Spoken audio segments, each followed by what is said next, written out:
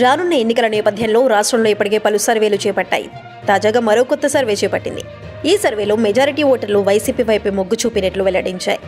ముఖ్యంగా పట్టణ ప్రాంతాల్లో టీడీపీ, జనసేన, బీజేపీ కూటమికి కొంతమంది అనుకూలంగా ఉండగా, గ్రామీణ ప్రాంతాల్లో మాత్రం ఎక్కువ మంది వైసీపీ పార్టీకి మద్దతిచ్చారు. కొంతమంది చేపట్టిన సర్వేలో వైసీపీకి సంఖ్యాబలం పెరుగుతున్నట్లు వెల్లడించాయి. గత 30 రోజులుగా చేసిన సర్వేలో అధికారం చేపట్టడానికి వైసీపీకి స్పష్టమైన మద్దతు ఉందని పేర్కొంది. రాష్ట్రంలోని వివిధ ప్రాంతాల్లో అభిప్రాయాలు సేకరించగా ఓటింగ్ ప్రాధాన్యతల్లో స్పష్టమైన సూచనలు వచ్చాయని తెలిపింది. పట్టణంలోని కొంతమంది ఓటర్లు అధికార పార్టీపై అభివృద్ధి విషయంపై ఫోకస్ చేయాలని చెప్పినట్లు తెలుస్తోంది. ఇక గ్రామీణ ఓటర్లు వైసీపీకి గట్టిగా వెన్నుదన్నుగా నిలిచారు. దాదాపు అన్ని జిల్లాల్లో గ్రామీణ ఓటర్లు వైసీపీకి అనుకూలంగా ఓటు వేశారు. గత 5 ఏళ్లుగా పాలించిన వైసీపీకి మళ్లీ ఓటు వేయాలని నిర్ణయించుకున్నట్లు చెప్పారు.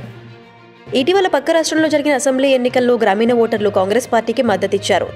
దీంతో అంతిమంగా అదే పార్టీ అధికారంలోకి వచ్చింది. అదేవిధంగా జనాభా ఓటర్ల విషయానికి వస్తే ఎక్కువగా గ్రామీణ ఓటర్లు అధికంగా ఉండటం, కొన్ని జిల్లాల్లో పట్టణ ఓటర్లు మొత్తం 20% కంటే తక్కువగా ఉన్నారు. తూర్పు గోదావరి, కృష్ణా, గుంటూరు, నెల్లూరు, కడప, కర్నూలు, అనంతపురం జిల్లాల్లో 20% పైగా ఓటర్లు పట్టణ ప్రాంతాల్లో ఉన్నారు. అయితే మిగతా అన్ని జిల్లాల్లో గ్రామీణ ఓటర్లు అధికంగా ఉన్నారు.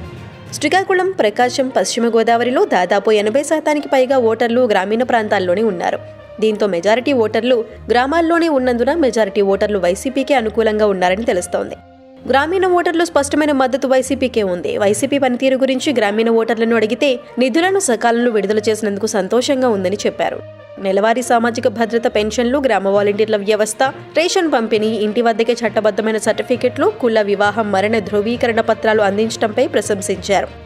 అలాగే రోడ్ల అభివృద్ధి, పాఠశాలల్లో ఇంగ్లీష్ మీడియం, ప్రాథమిక ఆరోగ్య కేంద్రాల్లో మౌలిక సదుపాయాలు కల్పించడంపై సర్వత్రా హర్షం వ్యక్తం చేసినట్లు సర్వేలో తేలింది.